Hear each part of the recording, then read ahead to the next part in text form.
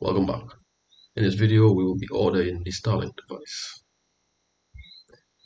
First things first, we head to starlink.com. It'll be same on mobile as well.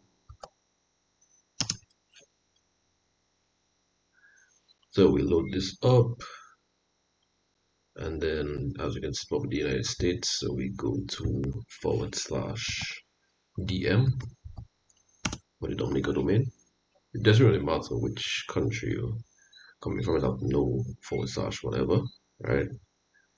And then we head over to residential, get started. Then we check the availability map to make sure that we are in the area of availability. As you can see, Dominica is a very island area available. Dominica 100% available.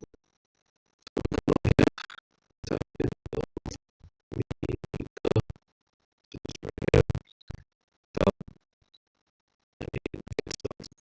So let's get some